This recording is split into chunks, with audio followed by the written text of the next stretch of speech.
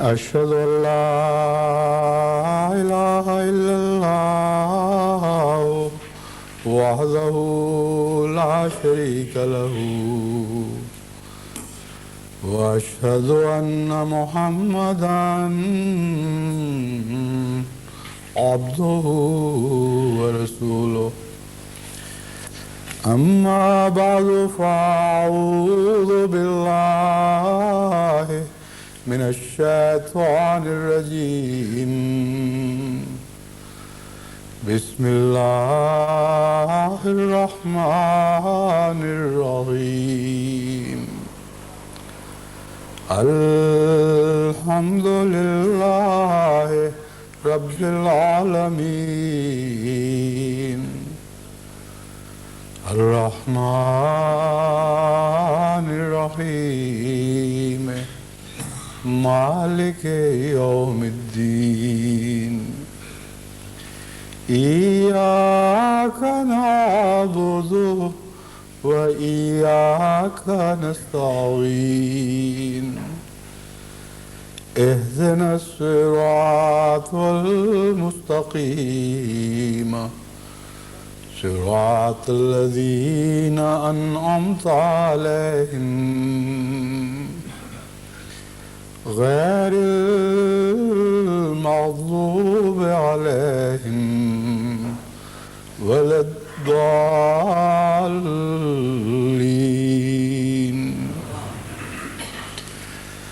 الله الذي رفع السماوات بغير عمد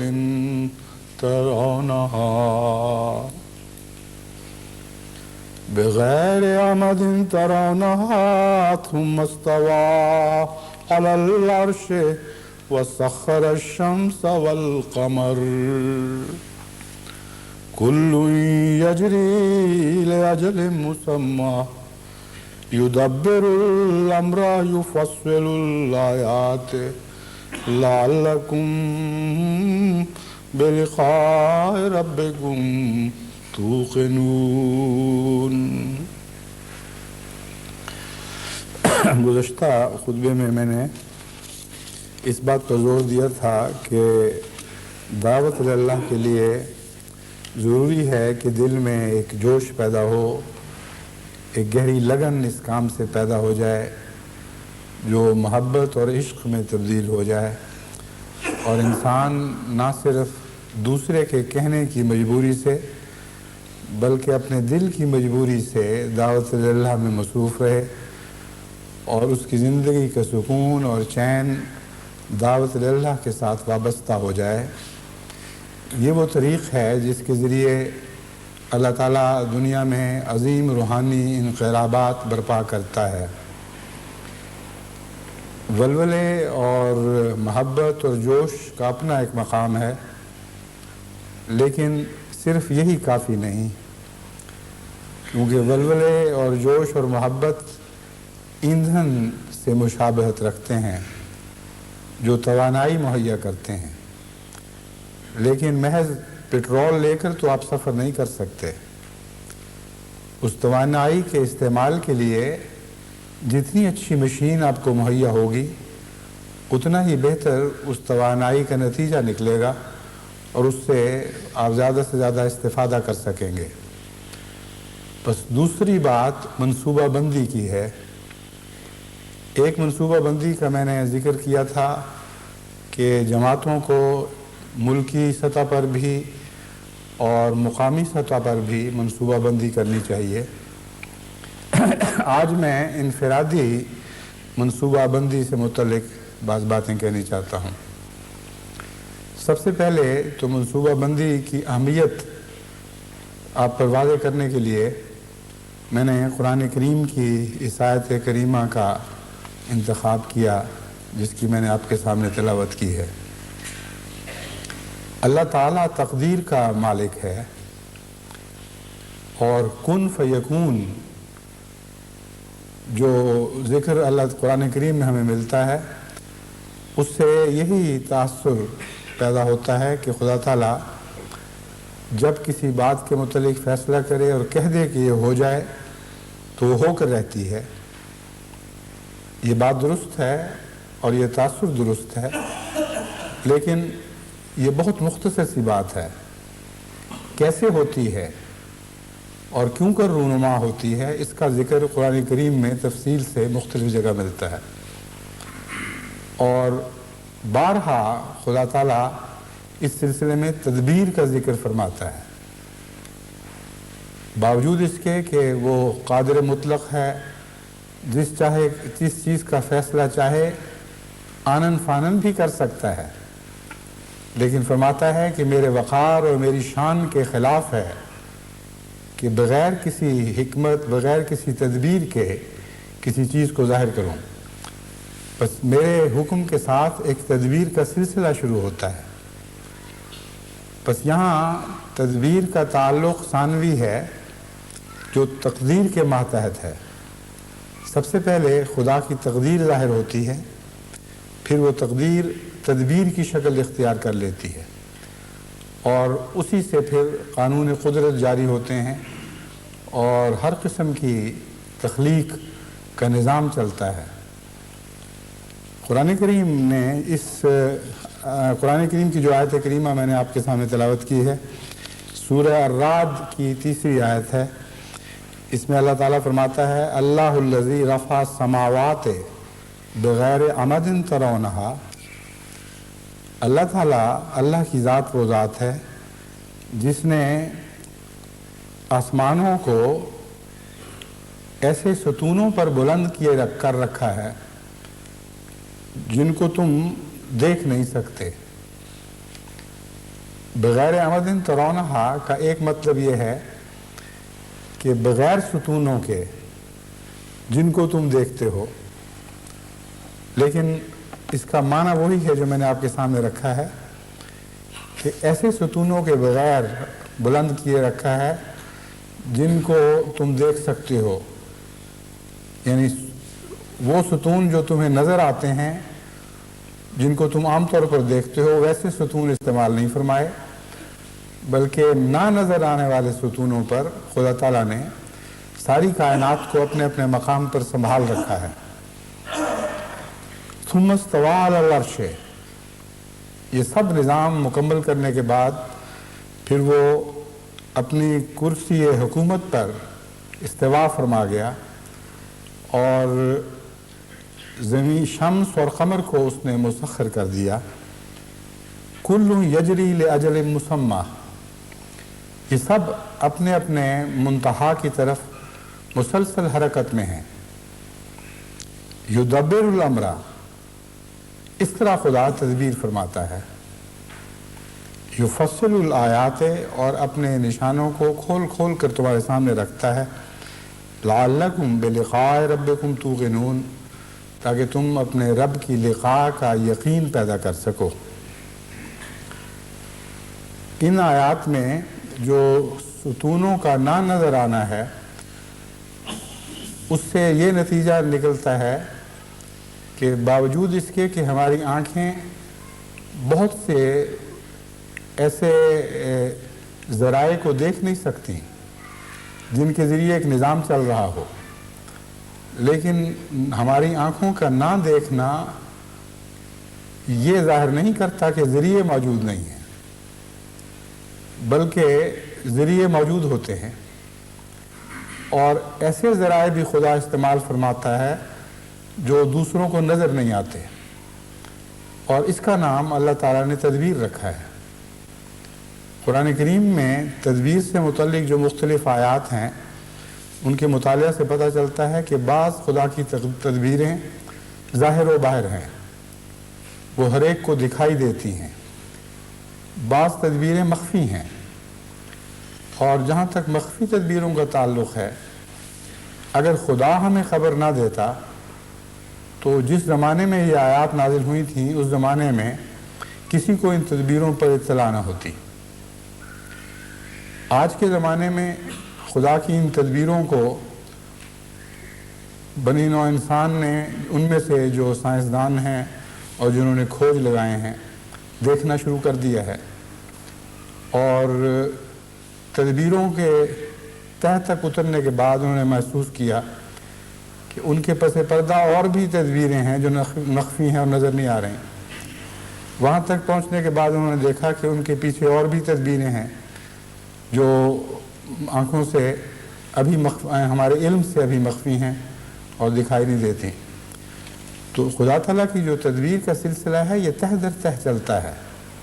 بطن در بطن جاری ہے،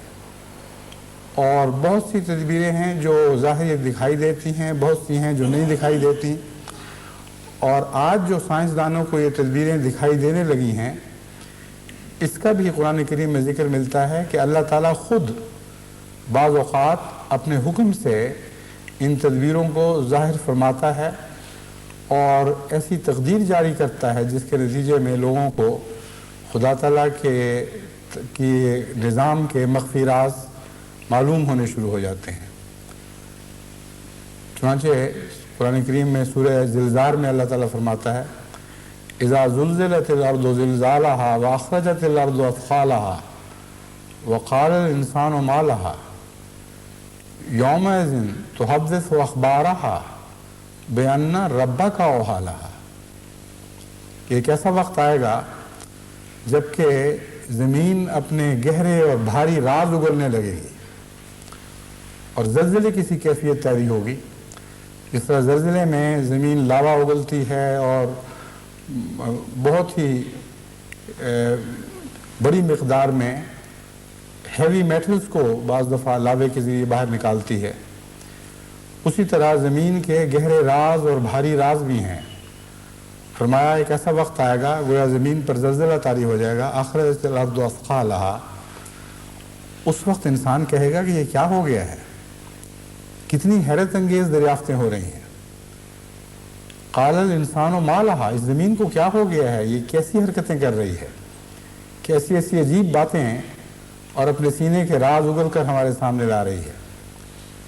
فرمایا یومئذ تحدث اخبارها بان ربک اوحی لها، اس دن یہ زمین اپنے راز اگلے گی اتفاقاً نہیں، بان ربک اوحی لها، اس لیے کہ اے محمد تیرے رب نے زمین پر یہ وحی نازل فرمائی ہے کہ جب خدا تعالیٰ اشارہ فرمائے اس وقت اپنے راز اگلنے لگو۔ تو وہ سائنسدان جو اپنی تحقیق کے ماحصل کے نتیجے میں مغرور ہو جاتے ہیں اور سمجھتے ہیں کہ ہم نے بہت بڑے بڑے کھوج معلوم کر لیے ہیں، حاصل کر لیے ہیں، بہت سے راز معلوم کر لیے ہیں، ان کو یہ معلوم ہونا چاہیے کہ آج سے 1400 سال پہلے قرآن کریم نے پہلے ہی یہ راز ہم پر روشن فرما دیا تھا کہ آئندہ ایک ایسا زمانہ آنے والا ہے جب کہ سائنسدانوں کو خدا تعالیٰ اپنے فضل سے یہ توفیق عطا فرمائے گا، اور اگر خدا تعالیٰ یہ توفیق عطا نہ فرمائے تو کسی کی طاقت نہیں ہے کہ وہ خدا تعالیٰ کے مخفی رازوں کو معلوم کر سکے۔ وَلَا يُحِيطُونَ بِشَيْءٍ مِّنْ عِلْمِهِ إِلَّا بِمَا شَاءَ، کسی کی مجال نہیں ہے کہ اس کے علم میں سے ایک ذرے پر بھی احاطہ کر سکے مگر خدا کے اذن کے ساتھ ایسا ہوتا ہے۔ یہ تو خیر ایک تمہیدی بیان تھا جو میں نے دیا ہے، اصل مقصد اس آیت کو آج آپ کے سامنے پیش کرنے کا یہ ہے کہ آپ کو بتاؤں کہ اللہ تعالیٰ جو قادر مطلق ہے وہ بھی تدبیر فرماتا ہے، اور بعض مواقع پر وہ تدبیر مخفی رہتی ہے اور نظر نہیں آتی لیکن کام کر رہی ہوتی ہے۔ چنانچہ آگے فرمایا یفصل الآیات،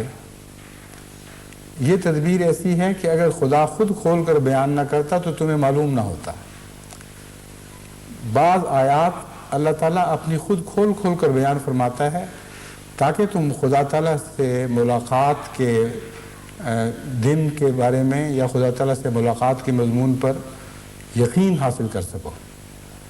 کیونکہ ان باتوں سے جو خدا تعالیٰ اپنے نشانات کھول کر بیان فرماتا ہے انسان کے دل میں ایمان بڑھتا ہے اور اس ہستی کی لقاء کی تمنا بھی پیدا ہوتی ہے، امید بھی بنتی ہے اور بالآخر یقین بھی پیدا ہو جاتا ہے۔ اب سوال یہ ہے کہ ایک عام آدمی جس کا علم تھوڑا ہے یا عمر کے لحاظ سے بچہ ہے یا بہت بوڑھا ہے یا اپنے وسائل کے لحاظ سے بہت ہی محدود طاقتیں رکھتا ہے، وہ کیسے منصوبہ بنائے؟ منصوبہ بنانا تو فرض ہو گیا۔ اگر خدا منصوبہ بناتا ہے تو خدا کے بندوں کو بھی محض کن کہہ کر کچھ حاصل نہیں ہو سکے گا۔ خدا کے بندوں کا کن تو ان کا مصمم ارادہ ہوا کرتا ہے، یہ عہد ہوتا ہے کہ ہم یہ کام ضرور کریں گے۔ بس جب دعوت اللہ کی تحریک کی جاتی ہے تو ہزاروں لاکھوں احمدی ہیں جن کے دل میں کن کا لفظ اس طرح ظاہر نہیں ہوتا کہ کن کی شکل میں ظاہر ہو، مگر نیک ارادوں کی صورت میں، نیک تمناؤں کی صورت میں کن کا لفظ ان کے دلوں میں اٹھتا ہے، ان کے ذہنوں پر چھا جاتا ہے، اور وہ فیصلہ کرتے ہیں کہ ہم نے بھی کچھ کرنا ہے، اور آگے ہوتا کچھ نہیں۔ کچھ دیر کے بعد یہ کن کی آواز دھیمی ہوتی ہوتی ہوتی آہستہ آہستہ غائب ہو جاتی ہے اور نتیجہ کچھ بھی نہیں نکلتا۔ اس کی وجہ یہ ہے کہ انہوں نے اپنے رب سے تخلیق کا طریق نہیں سیکھا۔ کن کہہ کر خدا تعالیٰ معاملے کو وہیں ختم نہیں فرما دیتا، بلکہ زمین و آسمان کی پیدائش کے سلسلے میں بھی فرمایا کہ تدبیر فرماتا ہے اللہ تعالیٰ، اور یہ ساری کائنات خدا کی تدبیر کے ذریعے ظاہر ہوئی ہے جو تقدیر کے تابع ہے۔ پس خدا کا بندہ کس طرح تدبیر سے مستغنی ہو سکتا ہے؟ تدبیر کیا ہے اور کس کس طرح اختیار کرنی چاہیے، اس سلسلے میں آپ کو اب کچھ بتاؤں گا، لیکن میں یہ سمجھانا چاہتا ہوں کہ خدا تعالیٰ کے فیصلے کے بعد تدبیر کا سلسلہ تقدیر اور تدبیر کا ایک تعلق قائم کرتا ہے، اور تدبیر وہ وسیلہ ہے جو خالق کو مخلوق سے ملاتی ہے۔ تدبیر نہ ہو تو خدا تعالیٰ کی تقدیر ہمارے تصور اور ادراک سے بہت بالا کہیں کام کرتی ہی رہتی اور ہمیں اس کا علم نہ ہوتا۔ یہ جو کائنات میں قوانین جاری ہیں یہ تدبیریں ہیں، اور ان تدبیروں کے راستے ہم خدا کی تقدیر کو پہچاننے لگتے ہیں۔ گویا یہ پل کا سا کام دیتی ہیں جو مخلوق کو خالق سے ملاتی ہیں۔ یہاں تقدیر پہلے ہے اور تدبیر بعد میں ہے۔ جب انسانی سطح سے ہم بات کرتے ہیں، انسانی زاویہ نظر سے دیکھتے ہیں، تو تدبیر پہلے آتی ہے جو خدا تعالیٰ کی طرف بلند ہوتی ہے اور پھر خدا کی تقدیر میں تبدیل ہو جاتی ہے۔ یہ وہ مضمون ہے جس کے متعلق حضرت اقدس محمد مصطفیٰ صلی اللہ علیہ وآلہ وسلم نے فرمایا کہ بعض بالوں الجھے ہوئے پراگندہ بالوں والے انسان جن کے سر میں خاک پڑی ہو، ایسے بھی ہوتے ہیں کہ جب وہ کہتے ہیں کہ خدا ایسا ضرور کرے گا تو خدا ایسا ضرور کر دیتا ہے۔ تو بعض دفعہ نیک بندے کی تدبیر جو خدا کی خاطر بنائی جاتی ہے، خدا تعالیٰ کو ایسی پیاری لگتی ہے کہ وہ اس کی تقدیر میں تبدیل ہو جاتی ہے، اور پھر خدا کی تقدیر دنیا میں تدبیریں اختیار کرتی ہے، اور وہ خدا کی غالب تدبیریں ہیں جو انقلاب برپا کیا کرتی ہیں۔ پس اس مضمون کو اچھی طرح سمجھ لیں کہ تدبیر بندے کے لیے بہت ضروری ہے، اور مخلصانہ تدبیر ہے جو دراصل خدا تعالیٰ کی تقدیر کو حرکت میں لاتی ہے، یا دوسرے لفظوں میں یہی تدبیر اللہ کی تقدیر بن جایا کرتی ہے۔ تو ہر وہ دعوت اللہ کرنے والا جو دل میں نیک ارادے باندھتا ہے، اگر وہ ان ارادوں کے بعد کسی وقت آرام سے بیٹھ کر تدبیر نہیں سوچتا، منصوبہ نہیں بناتا، تو ایسا ہی ہے جیسے ایک خیال دل میں پیدا ہوا اور اس پر عمل نہیں ہوا، اور وہ محض ضائع گیا اور اس کا کچھ بھی فائدہ نہیں پہنچا۔ اس لیے جماعتوں کو تو اپنے طور پر منصوبے بنانے ہوں گے، لیکن ہر فرد کا اپنا کام ہے کہ وہ بھی منصوبہ بنائے، اور جب وہ منصوبہ بنانے بیٹھے گا تو اس وقت اس کو سمجھ آئے گی کہ کیوں اب تک وہ دعوت اللہ میں کوئی نمایاں کارکردگی نہیں دکھا سکا۔ بغیر منصوبے کے کوئی بات ڈھب سے چل ہی نہیں سکتی،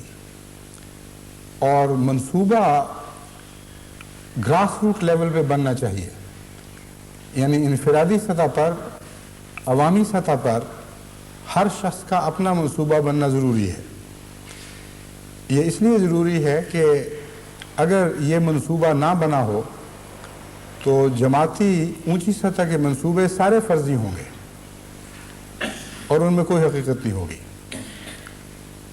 وہ لوگ جنہوں نے کام کرنے ہیں وہ بہتر جانتے ہیں کہ ان کی صلاحیتیں کیا ہیں، وہ بہتر جانتے ہیں کہ ان کے اخلاص کا مرتبہ کیا ہے، وہ بہتر جانتے ہیں کہ وہ کتنا وقت دے سکتے ہیں اور کتنا علم ان کو حاصل ہے، کون کون سے ذرائع ان کے پاس ہیں۔ اگر عمومی منصوبے میں ان کے سپرد کچھ کام کر دیے جائیں تو منصوبہ بنانے والے اگر لندن میں بیٹھے ہیں تو ان کو کیا پتا کہ لیسٹر میں فلاں گھر میں جو بچی ہے اس پر اس منصوبے کا اطلاق ہی نہیں ہو سکتا، یا کسی اور ملک کے ہیڈ کوارٹر میں بیٹھ کر ایک عظیم الشان منصوبہ بنایا جا رہا ہو، وہ تصور بھی نہیں کر سکتے اس منصوبے کے وقت کہ اس منصوبے کو انفرادی منصوبوں میں ڈھالنے کی راہ میں کتنی دقتیں حائل ہیں۔ ایک اور طریقہ منصوبہ بنانے کا یہ ہوا کرتا ہے کہ انفرادی منصوبہ بنوایا جائے اور ان منصوبوں کو اکٹھا کر کے ان کی روشنی میں مرکزی منصوبہ بنایا جائے۔ یہی معقول طریق ہے، یہی درست طریق ہے، ورنہ حقیقت میں اکثر جو مرکزی منصوبے ہوتے ہیں الا ماشاء اللہ وہ فرضی اور خیالی رہتے ہیں۔ ایک دفعہ مجھے یاد ہے ایک موقع پر میں نے ایک ہدایت دی کہ اس طرح تفصیل کے ساتھ کاموں کو تقسیم کیا جائے، اور مجھے مرکزی شعبے کی طرف سے اطلاع ملی کہ ہم نے اس طرح تقسیم کر دیے ہیں۔ میں نے کہا یہ مطلب تو میرا نہیں تھا کہ آپ گھر بیٹھے ایک فقرہ لکھ دیں کہ ہم نے کام تقسیم کر دیے ہیں، چند منٹ میں آپ الاٹمنٹس کر دیں کہ تم نے اتنا کرنا ہے، تم نے اتنا کرنا ہے۔ مراد یہ ہے کہ پہلے آپ وہاں جا ان سے پتہ کریں ان کی صلاحیتیں کیا ہیں، کتنے دوست ان کاموں میں شامل ہو سکتے ہیں، ان دوستوں سے وعدے لیں اور معلوم کریں کہ واقعتاً وہ تیار ہیں بھی کہ نہیں، پھر ان قوائف کو اکٹھا کریں، ان کے نتیجے میں جو مرکزی منصوبہ بنے گا وہ حقیقی ہوگا، ورنہ یہ سب فرضی باتیں ہیں۔ بس جماعت کے عمومی منصوبے کی کامیابی کے لیے بھی ضروری ہے کہ ہر وہ شخص جو دعوت اللہ کا ارادہ رکھتا ہے وہ اپنے لیے کسی وقت بیٹھ کر الگ منصوبہ بنائے۔ اب دیکھیں دعوت اللہ کرنے والوں میں بڑی عمر کے لوگ بھی ہیں، چھوٹے بچے بھی ہیں، عورتیں بھی ہیں، مرد بھی ہیں، کالج کی پڑھنے والی لڑکیاں بھی ہیں اور کام کرنے والے لوگ ہیں۔ ہر ایک کے حالات مختلف ہیں، ہر ایک کا علم مختلف ہے، ہر ایک کو مختلف وقتوں میں مختلف دنوں میں وقت میسر آتے ہیں، اور بہت سے ایسے ان میں سے ہیں جو کسی مرکزی کلاس میں شامل ہو ہی نہیں سکتے لیکن نیک ارادہ رکھتے ہیں۔ ان سب کو میری نصیحت یہ ہے کہ وہ سب سے پہلے تو دعا کریں، 2 نفل پڑھیں، اللہ تعالیٰ سے مدد چاہیں اور خدا سے یہ عرض کریں کہ اے خدا تو جانتا ہے کہ ہمارے پاس بہت ہی معمولی ذرائع ہیں اور ہمیں ہر لحاظ سے کمزوری کا احساس ہے، اپنی بے بسی کا احساس ہے، اس لیے آج ہم تیری خاطر منصوبہ بنانے کے لیے بیٹھے ہیں۔ تو ہمیں روشنی عطا فرما، ہمیں توفیق عطا فرما کہ جو منصوبہ بنائیں تیری رضا کو حاصل کرنے والا ہو، اور جو منصوبہ بنائیں وہ ثمردار بنے، اس کو پھل لگیں، اور پھل لگنے تک جو محنت مجھے کرنی چاہیے مجھے اس محنت کی توفیق بھی عطا فرما۔ یہ دعا کر کے 2 نفل پڑھ کے اگر کوئی شخص منصوبہ بنانے کے لیے بیٹھے گا تو یقیناً اس کے بعد وہ کام شروع ہو جائے گا۔ اکثر دعوت اللہ کرنے والے جو غافل ہیں وہ اس لیے کہ وہ نہ دعا کرتے ہیں، نہ سنجیدگی سے اپنی ذات کے لیے کوئی منصوبہ بناتے ہیں۔ آپ کے علم میں مختلف طبقات کے احمدی ہوں گے، آپ ان پر نظر ڈال کر دیکھ لیں، اپنے نفس کا بھی جائزہ لے کے دیکھیں، آپ کو معلوم ہوگا کہ دعوت اللہ کی خواہش تو پیدا ہوئی، لیکن عملاً ٹھوس کام کرنے کی طرف بہتوں نے پہلا قدم بھی نہیں اٹھایا۔ تعلقات کے دائرے ہیں، سوشل وسیع رابطے موجود ہیں، لیکن یہ سمجھ نہیں آتی کہ دعوت اللہ کیسے کریں گے۔ اسکول جانے والے بچے ہیں، بچیاں ہیں، جن کو اگر وہ چاہیں تو اپنے دائرے میں تو تبلیغ کی توفیق مل سکتی ہے، مگر کیسے کریں اس کی ان کو سمجھ نہیں آتی۔ اس لیے باہر سے جو پیغام ان کو ملتے ہیں تبلیغ کرو، وہ کوئی نتیجہ نہیں پیدا کر سکتے۔ بس ہر شخص کو بیٹھ کر، جیسا کہ میں نے کہا ہے، دعا کرنے کے بعد اپنا منصوبہ خود بنانا چاہیے۔ مثلا ایک اسکول کی بچی جب بیٹھے گی کاغذ لے کر، تو پہلے تو خالی دماغ کے ساتھ اس کو سمجھ نہیں آئے گی میں کیا لکھوں، کیسے منصوبہ بناؤں۔ یہ جو بے بسی کا احساس ہے یہ کچھ دیر رہے گا، پھر وہ سوچے گی، غور کرے گی تو کہے گی اچھا میری فلاں سہیلیاں ہیں، فلاں مس ہے، اس کے ساتھ میرے اچھے تعلقات ہیں، تو میں ان کو کوئی لٹریچر دے دیتی ہوں، ان کو گھر پہ دعوت پہ بلا لیتی ہوں، اپنے امام صاحب کو یا کسی اور بزرگ کو سے درخواست کرتی ہوں کہ میں اپنی سہیلیوں کو یا اپنی مس وغیرہ کو بلانا چاہتی ہوں دعوت پر، آپ اگر تشریف لا سکیں یا آپ کی بیگم میں یہ صلاحیت ہو کہ ان سے گفتگو کر سکیں تو وہ آ جائیں، یا پھر لجنہ سے درخواست کر سکتی ہے، غرضی کہ اس کے منصوبے کا آغاز ہو جائے گا۔ پھر آگے منصوبہ کیسے بڑھے، اس سلسلے میں جب میں یہ مضمون آگے بڑھاؤں گا تو اس بچی کو جس کے متعلق میں سوچ رہا ہوں کہ وہ اس طرح کاغذ لے کر منصوبہ بنانے کے لیے بیٹھے گی، اور چھوٹوں بڑوں سب کو کئی قسم کے خیالات، کئی قسم کے ایسے ذرائع طریق معلوم ہوں گے جن کے ذریعے وہ خدا کے فضل سے اپنے لیے ایک چھوٹا سا منصوبہ بنانے میں کامیاب ہو جائیں گے۔ منصوبوں کے سلسلے میں سب سے پہلے دعاؤں کا منصوبہ بنانا چاہیے، بجائے اس کے کہ انسان یہ سوچے کہ میں اپنی سہیلیوں کو بلاؤں اور پھر ڈھونڈوں کسی کو وہ ان کو تبلیغ کر سکے، یا اپنے دوستوں کو بلاؤں۔ سب سے پہلے خدا کو بلائیں، کیونکہ خدا کی خاطر کام ہونے ہیں، اور سب سے زیادہ معین اور مددگار تو اللہ ہے، اور جب تک خدا کا وجود ذہن پر غالب نہ رہے اور تبلیغ کے سلسلے میں ہر وقت توجہ خدا کی طرف مبذول نہ ہو، اس وقت تک کوئی تبلیغ بھی کامیاب نہیں ہو سکتی۔ اس لیے منصوبے میں سب سے پہلے دعائیں لکھیں۔ آپ نے نمازوں میں بہت سی دعائیں سنی ہوں گی، اگر روزمرہ توفیق نہیں ملتی تو جلسے کی نمازوں میں ہی کئی دفعہ آپ دعاؤں والی آیات سنتے ہیں یا سنتی ہیں۔ ہو سکتا ہے اکثر کو ان کے معانی نہ آتے ہوں، اس لیے پتہ ہی نہ لگے کہ ہم کیا سن رہے تھے اور ان دعاؤں میں کیا طاقتیں ہیں۔ اس سلسلے میں جو میں نے خطبات میں بعض نیک لوگوں کی دعائیں بیان کی تھیں وہ آپ کی مدد کر سکتی ہیں۔ وہ خطبات کا سلسلہ جس میں عبادات میں جان ڈالنے کا مضمون چل رہا تھا، اس میں صراط الذین انعمت علیہم کے تابع نیک لوگوں کی دعائیں جو قرآن کریم میں درج ہیں، جن پر خدا نے انعام فرمایا، وہ درج ہیں، وہ بیان کی گئی ہیں۔ ان دعاؤں میں سے بہت سی ایسی دعائیں ہیں جن کا دعوت اللہ سے تعلق ہے۔ پس جب آپ دعا کا منصوبہ بنائیں تو سب سے پہلے ان دعاؤں کی طرف دھیان جانا چاہیے، اور چونکہ یہ مضمون سورہ فاتحہ سے شروع ہوا تھا، اس لیے سب سے پہلی دعا جو آپ کے ذہن میں آنی چاہیے وہ ایاک نعبد و ایاک نستعین کی دعا ہے۔ اب اس سے معاملہ اس حد تک آسان ہو گیا کہ یہ وہ دعا ہے جو اکثر احمدیوں کو آتی ہے یا آنی چاہیے، اور اس کے بغیر نہ نماز مکمل نہ کوئی اور نیک کام مکمل۔ تو منصوبہ بناتے وقت ایک بچہ یا بچی جب سوچ رہے ہوں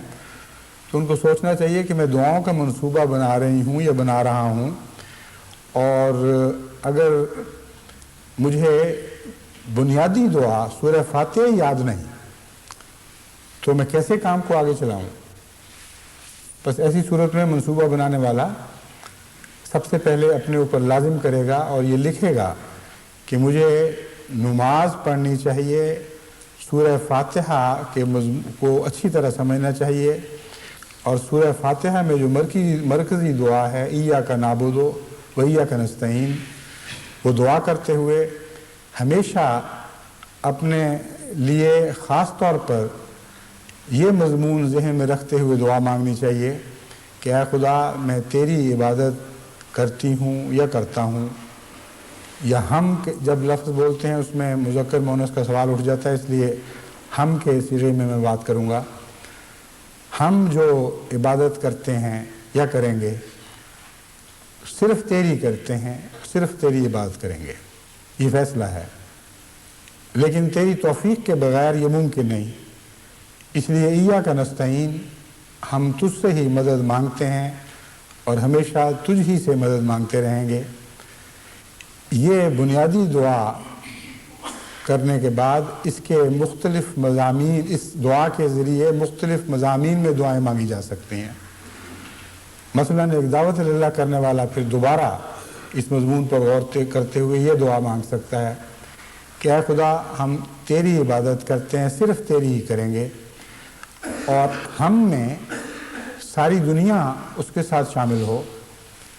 اور یہ دعا یہ ارادہ بن جائے کہ ہم دنیا سے غیر اللہ کی عبادت کو مٹانے کا عزم رکھتے ہیں۔ ہم بطور بنی نوع انسان جن کی نمائندگی میں کر رہا ہوں یا کر رہی ہوں، ہم یہ فیصلہ کرتے ہیں کہ اے خدا تیرے سوا اب دنیا میں کسی اور کی عبادت نہیں ہوگی، اور اس غرض کے لیے ہم جو کوشش کرنا چاہتے ہیں اس میں تیری مدد چاہیے، تو ہماری مدد فرما تاکہ ہم کامیابی کے ساتھ تیرا پیغام دنیا میں پھیلا سکیں اور تیری عبادت کو قائم کر سکیں۔ بس ایاک نعبد و ایاک نستعین کی دعا جو روزانہ ہر نماز کی ہر رکعت میں خدا کا ہر بندہ خدا سے مانگتا ہی ہے، اس دعا کو دعوت اللہ کی دعا کے لیے ظرف بنا دیں، وہ برتن بنا دیں جس میں آپ اللہ سے اللہ کے فضلوں کی بھیک مانگیں، اور پھر جیسا کہ میں نے بیان کیا ہے ان لوگوں کی دعائیں یاد کریں جن لوگوں نے خدا سے انعام پائے اور دعوت اللہ کے سلسلے میں انہوں نے عاجزانہ دعائیں کیں، ایسی دعائیں کیں جن کو خدا نے اس حد تک پسند فرمایا کہ حضرت محمد مصطفیٰ صلی اللہ علیہ وآلہ وسلم کو وحی کے ذریعے مطلع فرمایا کہ یہ میرا بندہ فلاں زمانے میں میری خاطر دعوت کے لیے نکلا تھا اور یہ دعا کرتا تھا۔ یہ اس لیے کیا تاکہ آپ کی امت ہمیشہ ان دعاؤں سے فائدہ اٹھاتی رہے۔ تو ایک دعوت اللہ کرنے والے کو جب یہ پتہ ہی نہ ہو کہ اس سے پہلے دعوت اللہ کرنے والوں نے خدا سے کس کس رنگ میں مدد مانگی تھی جو مقبول ہوئی، جو خدا کو پسند آئی،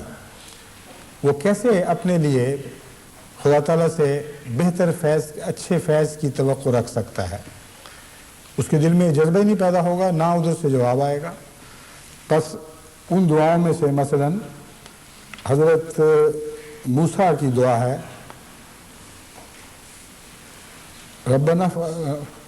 رب اشرح لی صدری ویسر لی امری واحلل عقدۃ من لسانی یفقہوا قولی۔ ہر دعوت اللہ کرنے والے کے لیے یہ دعا ضروری ہے، رب اشرح لی صدری، اے اللہ مجھے شرح صدر عطا فرما۔ شرح صدر کے مضمون میں لگن اور ولولہ بھی داخل ہے، اور وہ کامل یقین بھی داخل ہے جو اپنے پیغام پر ایک انسان کو حاصل ہو سکتا ہے۔ اے خدا میں جو بات کہوں اس کے متعلق میرا دل اپنی گہرائیوں تک مطمئن ہو کہ میں صحیح بات کر رہا ہوں اور درست بات کہہ رہا ہوں، پوری طرح شرح صدر نصیب ہو، اور اس مضمون میں میرے دل میں ایک ولولہ پیدا ہو، کیونکہ جو بات یقین کی طرح میخ کی طرح دل میں گڑ جاتی ہے اس سے لازماً ولولہ پیدا ہوتا ہے۔ حضرت مسیح موعود علیہ السلام نے جہاں جہاں بڑے جوش کے ساتھ بنی نوع انسان کو پیغام دیے ہیں، وہاں آپ یہ دیکھ کر حیران ہوں گے کہ ان مقامات پر واضح طور پر یہ فرماتے ہیں کہ یہ ایک ایسی سچائی ہے جس کے لیے میرے دل میں بے حد جوش پیدا ہوا ہے اور میں رک نہیں سکتا، مجھے یہ اختیار نہیں ہے کہ میں خاموش رہوں اس موقع پر۔ پس شرح صدر یقین سے پیدا ہوتا ہے اور یقین کے نتیجے میں بے انتہا جوش پیدا ہوتا ہے اور دل میں ولولہ موجیں مارنے لگتا ہے۔ پس رب اشرح لی صدری کی دعا کرتے وقت آپ یہ مضمون اپنے ذہن میں رکھیں، ویسر لی امری، اور میرا کام میرے لیے آسان فرما دے۔ اب دیکھیں، جیسا کہ میں نے بیان کیا تھا، مختلف لوگ مختلف علم رکھتے ہیں، مختلف طاقتیں رکھتے ہیں، مختلف ان کی صلاحیتیں ہیں، اور ہر دعوت اللہ کرنے والا آغاز میں طبعاً ایک جھجک محسوس کرتا ہے اور اپنی لا علمی اور بے بضاعتی کے احساس کے نتیجے میں وہ سمجھتا ہے میں اس قابل نہیں ہوں کہ اس میدان میں کوئی کامیابی حاصل کر سکوں۔ تو اللہ تعالیٰ فرماتا ہے کہ جب دعائیں کرو، یعنی فرماتے کا مطلب یہ ہے کہ خدا نے اس مقصد کے لیے یہ دعائیں ہمارے سامنے رکھیں کہ ان دعاؤں سے فائدہ اٹھاؤ، اور ان دعاؤں میں یہ دعا شامل ہے جس میں حضرت موسیٰ نے عرض کیا وَيَسِّرْ لِي أَمْرِي، اے خدا میرا کام بہت مشکل ہے، میرے بس کی بات نہیں۔ دنیا کے سب سے بڑے جابر بادشاہ کو پیغام ہدایت دینے کے لیے تو نے مجھے چنا ہے، اور مجھے ارشاد ہے کہ میں جا کر اپنی اس کمزوری کے باوجود جو میں محسوس کر رہا ہوں اس کو یہ پیغام دوں اور اس عظیم مقصد کو حاصل کروں۔ فرمایا یسر لی امری، یہ معاملہ میرا آسان فرما دے۔ اس دعا کے ساتھ بڑے بڑے مشکل کام آسان ہو جاتے ہیں اور آسان ہوتے دیکھے گئے ہیں۔ روزمرہ کی زندگی میں جن دعوت اللہ کرنے والوں نے یہ دعائیں کی ہیں وہ جانتے ہیں کہ اللہ تعالیٰ خود اپنے فضل سے ان کے نتیجے میں مشکلوں کو آسان فرما دیتا ہے۔ کئی دعوت اللہ کرنے والے ایسے ہیں جنہوں نے اس مضمون کی دعا کے ساتھ اپنے واقعات لکھے ہیں کہ اس طرح ایک موقع پر ہم تبلیغی گفتگو کے دوران سخت مشکل میں پھنس گئے۔ اس وقت ذہن اس دعا کی طرف متوجہ ہوا اور دعا کی، اور اس طرح اللہ تعالیٰ نے معجزانہ طور پر وہ مشکل حل فرما دی، اس مشکل کام کو آسان کر دیا، اور مخالف کو خدا کے فضل سے شکست کھانی پڑی۔ بس یہ دعائیں بہت طاقتور دعائیں ہیں، یہ وہ روحانی ہتھیار ہیں جن کے بغیر کوئی داعی اللہ میدان میں نکلنے کا تصور بھی نہیں کر سکتا، کیونکہ اس پر وہی بات صادق آئے گی کہ اس سادگی پہ کون نہ مر جائے خدا، لڑتے ہیں اور ہاتھ میں تلوار بھی نہیں، کیسی لڑائی کو نکلو گے جبکہ وہ ہتھیار آپ کے پاس نہ ہوں جو آزمودہ ہتھیار ہیں، جن کو خدا تعالیٰ نے خود آپ کے لیے مہیا فرما دیا ہے، یہ کہتے ہوئے کہ پہلے بھی بڑے لوگوں نے یہ ہتھیار استعمال کیے تھے اور کامیابی سے استعمال کیے تھے، آؤ اور میرے اسلحہ خانے سے یہ ہتھیار لو اور ان ہتھیاروں سے سج دھج کر پھر میدان میں نکلو۔ وَاحْلُلْ عُقْدَةً مِّن لِّسَانِي، اے خدا میری زبان کی گانٹھ کھول دے۔ حضرت موسیٰ کے متعلق یہ آتا ہے کہ آپ کو لکنت تھی، اور لکنت کے نتیجے میں وہ سمجھتے تھے کہ میں پیغام صحیح پہنچا نہیں سکوں گا، لیکن اس حضرت موسیٰ کی اس بشری کمزوری تک اس دعا کو محدود رکھنا درست نہیں ہے، کیونکہ وَاحْلُلْ عُقْدَةً مِّن لِّسَانِي سے مراد صرف یہ نہیں ہے کہ میں بغیر لکنت کے بات کر سکوں، مراد یہ ہے کہ مجھے فصیح و بلیغ کلام کی قدرت عطا فرما۔ میں جو مضمون بیان کروں کسی مضمون کے بیان کے وقت میری زبان میں گانٹھ نہ پڑے، کوئی تردد نہ آئے۔ بس یہ تبلیغی میدان میں گفتگو کے وقت فصاحت و بلاغت مانگنے کی عجیب دعا ہے۔ وَاحْلُلْ عُقْدَةً مِّن لِّسَانِي يَفْقَهُوا قَوْلِي۔ دیکھیں کیسی نیک انجام دعا ہے، کسی پہلو کو خالی نہیں چھوڑتی۔ پھر عرض کیا کہ اے خدا میری فصاحت و بلاغت کس کام کی اگر دشمن میری بات سمجھے ہی نہ۔ ایسی فصاحت و بلاغت عطا فرما یفقہوا قولی کہ میرے مخاطب میری باتوں کو سمجھنا شروع کر دیں۔ پھر اگر وہ انکار کریں گے تو ان پر حجت تمام ہو چکی ہوگی، پھر خدا کی تقدیر حرکت میں آئے گی۔ پس فرعون اور اس کے ساتھیوں کا غرق اس دعا کے نتیجے میں حجت تمام ہونے کے بعد ہوا ہے۔ لا علمی کی حالت میں ان سے یہ سلوک نہیں کیا گیا۔ بس بہت عظیم الشان دعا ہے اور بہت گہرے مطالب رکھتی ہے۔ بس جو بھی دعوت اللہ کا منصوبہ بنانے کے لیے بیٹھے وہ جیسا کہ میں نے بیان کیا ہے سورہ فاتحہ کے مضمون کو ذہن میں رکھے، ایاک نعبد و ایاک نستعین کی آیت پہلے لکھے، پھر سوچے کہ اس آیت کے تابع اور کون سی آیات قرآنی ہیں جو میرے کام میں ممد و معاون ثابت ہو سکتی ہیں۔ ان میں سے یہ آیت جیسا کہ میں نے چن کے پیش کی ہے یہ بھی شامل کرے۔ پھر وہ دعا ہے ربنا افرغ علینا صبرا وثبت اقدامنا وانصرنا علی القوم الکافرین، کہ اے ہمارے رب افرغ علینا صبرا، ہم پر اپنے فضل سے صبر نازل فرما دے۔ افرغ کی دعا سے میں ایک بہت ہی لطیف بات یہ ہے کہ صبر کرنا مشکل ہوتا ہے، اور افرغ علینا صبرن کا مطلب ہے صبر کو ہمارے لیے آسان فرما دے، صبر میں ہمیں شرح صدر عطا فرما دے، ایسے صبر کی طاقت عطا فرما جس سے طبیعت میں فراغت کا احساس ہو اور کھلے دل سے صبر کریں۔ ورنہ بعض ایسے صبر کرنے والے بھی ہوتے ہیں جو واویلا بھی کرتے جاتے ہیں اور کہتے ہیں صبر آ گیا ہمیں، اور ساتھ ان کا دل بھی غم میں گھلتا رہتا ہے۔ تو افرغ کی دعا بہت ہی عظیم شان دعا ہے، تکلیفیں اس راہ میں آئیں گی، یہ بھی اس دعا کا پیغام ہے۔ اس دعا سے دعوت اللہ کرنے والے کو یہ تنبیہ بھی ہو جاتی ہے کہ جو کام ہے اس راہ میں مشکلات ہوں گی، دل آزاریاں ہوں گی، طرح طرح کے دکھ دیے جائیں گے، عزتوں پر حملہ کیا جائے گا، جان مال پر بھی حملہ ممکن ہے۔ بس یہ راستہ بہت مشکل راستہ ہے، اللہ تعالیٰ سے مدد کے بغیر اس راستے کو طے کرنا ہمارے لیے ممکن نہیں ہے۔ تو یہ دعا سکھائی ربنا افرغ علینا صبرا، اے خدا صبر وہ دے جو دل میں کشائش پیدا کر دے، دل میں ایک اطمینان کا احساس بھی پیدا کر دے کہ ہم اس صبر سے خوب راضی ہو جائیں۔ وثبت اقدامنا، اور ہمارے قدموں کو مضبوط کر اس راہ پہ۔ اب دیکھیں افرغ علینا صبرن کے ساتھ ثبت اقدامنا کا گہرا تعلق ہے۔ وہ صبر جو طعن و کرہن اس طرح اختیار کیا جائے کہ انسان اس صبر پر راضی نہ ہو، اس کے نتیجے میں جد و جہد کی اس کو طاقت نہیں نصیب ہو سکتی۔ وہ صبر طاقت بخشتا ہے جس کے ساتھ شرح صدر عطا ہو۔ جو کچھ کسی نے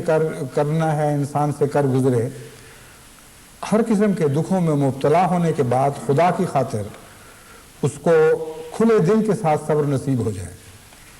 پھر وہ کہتا ہے اب ٹھیک ہے جو کچھ ہونا تھا ہو چکا، اب تو میں سب کچھ اپنی ساری طاقتیں اس راہ میں جھونک دوں گا اور کسی منزل پر میرے قدم نہیں ڈگمگائیں گے۔ یہ وہ آرزو ہے جو اس دعا کی صورت میں مانگی گئی ہے۔ اور ثبت اقدامنا، ہمارے قدموں کو مضبوط فرما دے۔ وانصرنا علی القوم الکافرین، اور ہماری یہ جد و جہد رائگاں نہ جائے، وہ جد و جہد جس کا آغاز یک طرفہ مظالم سے شروع ہوا، مد مقابل نے نصیحت ماننے کی بجائے ہمیں دکھ دیے، یہاں تک کہ ہمیں تجھ سے صبر کی التجا کرنی پڑی۔ اس کا انجام یہ کر کہ ہمیں فتح نصیب فرما اور ہمیں دکھ دینے والے مغلوب ہو جائیں۔ اب یہ وہ دعا ہے، اگر یہ بھی منصوبے میں داخل ہو تو دیکھیں کیسے کیسے لطف دے گی اور کتنی عظیم طاقتیں آپ کو عطا کرے گی۔ اور دعا مانگتے وقت آپ کے حوصلے بڑھیں گے، آپ کا یقین بڑھے گا اور عزم میں مضبوطی پیدا ہوگی، کیونکہ ثبت اقدامانہ کی حالت نصیب کی دعا اگر قبول ہو تو عزم کی مضبوطی اس میں شامل ہے۔ جس کے عزم مضبوط نہ ہو اس کے قدم بھی مضبوط نہیں ہو سکتے۔ بس یہ اور بہت سی اور دعائیں ہیں، میں دعاؤں کی تفصیل میں نہیں جانا چاہتا اس وقت، میں صرف یہ سمجھا رہا ہوں کہ منصوبہ کیسے بنائیں گے آپ۔ ہر منصوبہ بنانے والا پہلے دعاؤں کا منصوبہ بنائے، اور دعاؤں کے منصوبہ بناتے وقت یاد رکھے کہ عبادت کا قیام ضروری ہے۔ عبادت کے قیام کے بغیر اور نیک اعمال کے بغیر دعاؤں کو رفعت عطا نہیں ہوتی، کسی کلمے کو بلندی نصیب نہیں ہوتی۔ تو منصوبہ بناتے وقت انسان سوچتا بھی رہے، اپنے نفس کا محاسبہ بھی کرتا رہے، اور اگر نیک ارادے کے ساتھ، عزم صمیم کے ساتھ منصوبے کے لیے بیٹھا ہے تو لازماً جو منصوبہ بناتے وقت کی فکریں ہیں وہ اس کے دل پر نیک اثر ڈالیں گی اور بہت سی پاک تبدیلیاں اس کے اندر پیدا کریں گی۔ بہرحال دعاؤں کے مضمون میں ایک اور بات کو بھی داخل کر لیں کہ منصوبہ بناتے وقت یہ بھی فیصلہ کریں کہ جن لوگوں کو میں تبلیغ یا ہم تبلیغ کریں گے ان کے لیے بھی دعائیں کیا کریں گے، اور اپنی دعاؤں کی طاقت کے کرشمے ان کو دکھائیں گے اور ان کو بتائیں گے کہ جس خدا کی طرف سے ہم آ رہے ہیں، جس خدا کی طرف بلانے کے لیے تمہیں دعوت دے رہے ہیں، اس خدا سے ہمارا تعلق ہے اور وہ ہماری دعاؤں کو سنتا ہے۔ بس ہم خدا کے راستے سے آ رہے ہیں، اس کا سب سے بڑا ثبوت یہ ہے کہ ہم تمہارے لیے دعائیں کرتے ہیں، دیکھو اللہ تعالیٰ اپنے فضل سے ان دعاؤں کو قبول فرماتا ہے اور تم پر ہمارا خدا سے تعلق ثابت کر دیتا ہے۔ سب دلیلوں سے بڑی دلیل دعا کی دلیل ہے اور مقبول دعا کی دلیل ہے۔ حضرت اقدس مسیح موعود علیہ السلام نے تبلیغی ہتھیاروں میں سب سے بڑی فوقیت دعا کو دی اور اپنی صداقت کے نشانوں کے طور پر سب سے زیادہ مقبول دعاؤں کو پیش فرمایا۔ ایسی کتابیں تحریر فرمائیں جیسے حقیقت الوحی، نشان آسمانی وغیرہ، جن میں کثرت سے ان دعاؤں کا ذکر ہے جن کی قبولیت کے خدا نے ظاہر و باہر نشان دکھائے، اور بہت احمدی ہیں جن کے آباء و اجداد ان دعاؤں کے مقبول دعاؤں کو دیکھ کر احمدی ہوئے تھے۔ شاید ہی کوئی ایسا گھر ہو آج احمدیت میں جن کے آباء و اجداد حضرت مسیح موعود علیہ السلام کے زمانے میں احمدی ہوئے ہوں اور ان کی احمدیت میں دعاؤں کا دخل نہ ہو، یا ان کی اپنی دعاؤں کا دخل ہے یا حضرت مسیح علیہ السلام کے بزرگ صحابہ کی دعاؤں کا دخل ہے، یا براہ راست انہوں نے حضرت مسیح موعود علیہ السلام کی دعاؤں کا فیض پایا ہے، یا حضرت مسیح موعود علیہ السلام کی دعاؤں کو قبول ہوتے دیکھا ہے اور اس سے مروب ہو کر انہوں نے احمدیت کی سچائی کو قبول کیا۔ بس سارے دلائل ایک طرف اور مقبول دعائیں ایک طرف، بہت گہرا اثر پڑتا ہے اس کا۔ اب کثرت سے یہ رجحان پیدا ہو گیا ہے، مختلف ممالک سے لوگ خط لکھتے ہیں کہ میں عیسائی ہوں، میں ہندو ہوں، میں سکھ ہوں، میں فلاں ہوں، یا میں مسلمان ہوں لیکن احمدی نہیں۔ لیکن آپ کی مقبول دعا کے بعض واقعات میں نے سنے ہیں، بعض احمدیوں نے مجھے بتائے ہیں، اس لیے میں درخواست کرتا ہوں کہ میرے لیے اس معاملے میں دعا کریں۔ اور پھر بسا اوقات ان کا ایک خط آتا ہے کہ اللہ کے فضل کے ساتھ، یا اگر وہ بھگوان کہتا ہے تو بھگوان کی کرپا سے وہ کام جو بظاہر ممکن نہیں تھا وہ ہو گیا ہے، اور میرے فلاں دوست نے بھی دعا کے لیے کہا ہے اور فلاں نے بھی کہا ہے، وہ ہے کہ دعا کروانے والوں کا سلسلہ پھیلتا چلا جاتا ہے۔ بعض دفعہ لڑکوں کے لیے دعا مانگنے کے لیے درخواست کرتے ہیں، اس میں شرط لگاتا ہوں کہ دعا کے لیے شرط تو کوئی نہیں ہوا کرتی، مگر میں اپنی دل کی مجبوری سے شرط لگاتا ہوں کہ لڑکے کو موحد بناؤ گے، مشرک نہیں بناؤ گے، ایک خدا کی عبادت کرنے والا بناؤ گے، کیونکہ اگر یہ دعا میں شرط نہ لگاؤں تو وہ نعوذ باللہ مجھے خدائی طاقتوں والا سمجھنے لگ جائیں گے۔ اور دعا کرنے والے کے لیے ضروری ہے کہ جس کے لیے دعا کرے اس کو توحید پر قائم رکھے، اس کا سر اپنے سامنے نہ جھکائے بلکہ اس خدا کے سامنے جھکائے جس کی طرف سے اور جس سے گریہ اوزاری کے ساتھ وہ فیض مانگتے ہوئے اس کے لیے دعا کر رہا ہے۔ اور اللہ کے فضل سے اس کے نتیجے میں بہت سے لوگوں کو اسلام میں داخل ہونے کی بھی توفیق ملی۔ یہاں ایک بنگالی دوست ہیں، ان کی بیوی بھی تعلیم یافتہ ہیں، پڑھتے ہیں، وہ اپنی بیماری کے سلسلے میں ایک دفعہ آئے اور پھر ہومیوپیتھک دواؤں سے توجہ تو ہٹ گئی لیکن دعاؤں کی طرف زیادہ ہو گئی، اور سب سے زیادہ دعاؤں کے لیے کہا کرتے تھے۔ اللہ تعالیٰ نے فضل کیا، ان کی بہت سی مرادیں پوری ہوئیں۔ اب وہ کل باوجود اس کے وقت نہیں لیا ہوا تھا، وہ پہنچے کہ میں نے ضرور ملنا ہے۔ ساقی صاحب نے مجھے کہا کہ وہ تو بڑا زور دے رہے ہیں، میں نے کہا بلا لیں ان کو۔ کہتے ہم تو سب ٹھیک ہیں لیکن میری بیوی کی ایک دوست ہیں، ان کو بڑا سخت ہارٹ اٹیک ہوا ہے اور بہت ہی خطرناک حالت میں اس وقت ہسپتال میں ہے۔ وہ چونکہ میری بیوی سے آپ کے متعلق سنتی رہتی تھی، اس لیے اس نے مجھے اصرار کے ساتھ بھجوایا ہے کہ فوری طور پر جاؤ اور ان کو دعا کے لیے کہو، تب مجھے چین آئے گا۔ تو دعا کا معجزہ ایک زندہ معجزہ ہے۔ اس کا تعلق لطف کی بات یہ کہ صرف خلیفہ وقت سے نہیں ہے بلکہ ہر اس شخص سے ہے جو خلافت احمدیہ سے خلوص کا تعلق باندھتا ہے، اور اس راستے سے وہ اپنے تعلق حضرت مسیح موعود علیہ السلام، حضرت محمد مصطفیٰ صلی اللہ علیہ وآلہ وسلم سے بھی مضبوط کرتا ہے، اور آخری مقصد اس تعلق کا اللہ کو راضی کرنا ہے۔ یہ وہ توحید ہے جس پر قائم ہونے کے نتیجے میں دعاؤں کو برکت ملتی ہے، مقبولیت کی توفیق عطا ہوتی ہے، مقبولیت کا فیض عطا ہوتا ہے، اور جگہ جگہ ان دعاؤں کے فیض سے آپ دیکھیں گے کہ لوگ احمدیت کے صداقت کے قائل ہونے شروع ہو جائیں گے۔ لیکن افسوس ہے کہ دعاؤں کے مضمون میں دعوت اللہ کرنے والے پوری طرح استفادہ نہیں کر رہے۔ بعض دعوت اللہ کرنے والے وہ دعا کی طرف متوجہ تو ہیں، مگر وہ یہ سمجھتے ہیں کہ دعا سے مراد صرف اتنا ہے کہ مجھے لکھ دیں کہ میں ان کے لیے دعا کروں کہ اللہ تعالیٰ ان کی کوششوں کو پھل لگائے، یا خود اپنی کوششوں کو پھل لگانے کے لیے خدا سے دعا مانگتے رہیں۔ اس سے انکار نہیں کہ یہ درست طریق ہے، لیکن صرف یہی طریق نہیں ہے، بلکہ دعا ایک ایسا زندہ درخت ہے جو ہر موسم میں، ہر حال میں اعجازی پھل دکھاتا ہے۔ حضرت مسیح موعود علیہ السلام کے متعلق بھی جیسا کہ حضرت مسیح کے متعلق ایک روایت ملتی ہے، یہ ایک شہادت ہے کہ ایک دفعہ حضرت مسلم موعود نے جو بچے تھے آپ کے ساتھ بھشتی مقبرے کے باغ میں غالباً جا رہے تھے، آپ نے ایک ایسے پھل کی درخواست کی جس پھل کا موسم نہیں تھا، اور آپ نے دعا کے ساتھ درخت کی طرف ہاتھ بڑھایا اور وہ پھل ان کو دے دیا کہ یہ لو، خدا تعالیٰ نے تمہیں پھل عطا فرمایا ہے۔ اگر یہ روایت کرنے والے صادق نہ ہوتے تو اس واقعہ کو قبول کرنا بہت مشکل ہوتا،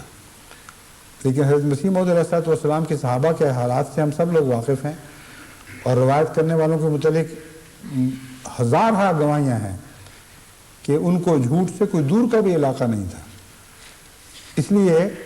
ان باتوں پر یقین کرنا پڑتا ہے، جن کے متعلق جب تاریخ بتاتی ہے تو یقین نہیں آتا۔ بس دعا میں یہ بہت بڑی طاقت ہے کہ وہ اعجازی پھل عطا کرتی ہے۔ اس یقین کے ساتھ آپ ان لوگوں کے لیے دعا کریں جن کو آپ تبلیغ کرتے ہیں، اور ان کے لیے صرف احمدیت کی دعا نہ کریں، کیونکہ احمدیت کی دعا میں ان کی تمنائیں ساتھ شامل نہیں ہیں۔ ان کے لیے وہ دعا کریں جس دعا کا فیض وہ اپنی آنکھوں سے دیکھیں اور ان کی دل کی تمنائیں پوری ہوں، تب ان کو یقین آئے گا۔ ایک بیمار ہے جو حالت زار تک پہنچا ہوا ہے، کئی ایسے مریض ہیں جن کے متعلق ڈاکٹر جواب دے دیتے ہیں، کئی ایسے مصائب ہیں جن میں انسان پھنس کر نجات کی کوئی راہ نہیں پاتا اور گھیرے میں آ جاتا ہے، کئی ایسی تکلیفیں ہیں جو قریبیوں سے پہنچتی ہیں، کئی ایسی تکلیفیں ہیں جو دشمنوں سے پہنچتی ہیں۔ انسان کو 100 قسم کے آزار ہیں، اور ہر انسان جو بظاہر خوش بھی دکھائی دیتا ہے اس کو کوئی نہ کوئی فکر ضرور ہوتی ہے۔ بس دعوت اللہ کرنے والے کو اپنے منصوبے میں یہ بات لکھ لینی چاہیے کہ میں انبیاء کی زبان میں دعائیں مانگوں گا اور دعا کے لیے دوسروں کو بھی لکھوں گا، اپنے لیے بھی دعا کروں گا، لیکن خدا تعالیٰ سے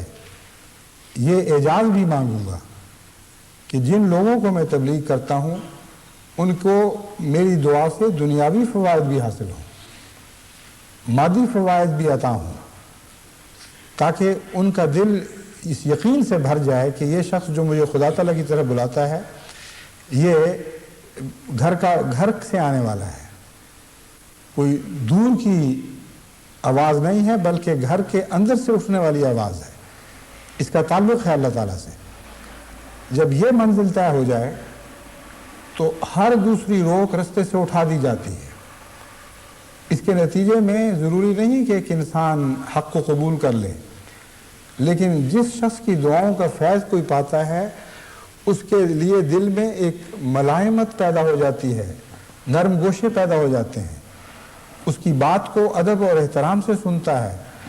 اور بے وجہ کی حجت بازیوں میں مبتلا ہو کر اس کے پیش کردہ دلائل کو رد نہیں کیا کرتا، بلکہ اس کو بہت ہی ادب اور احترام سے اس خواہش کے ساتھ سنتا ہے کہ میرے دل میں جاگزین ہو، میں بات سمجھ جاؤں۔ چنانچہ میرا یہ بھی تجربہ ہے کہ بسا اوقات ایسے لوگ کچھ دیر کے بعد اس دعا کی بھی درخواست شروع کر دیتے ہیں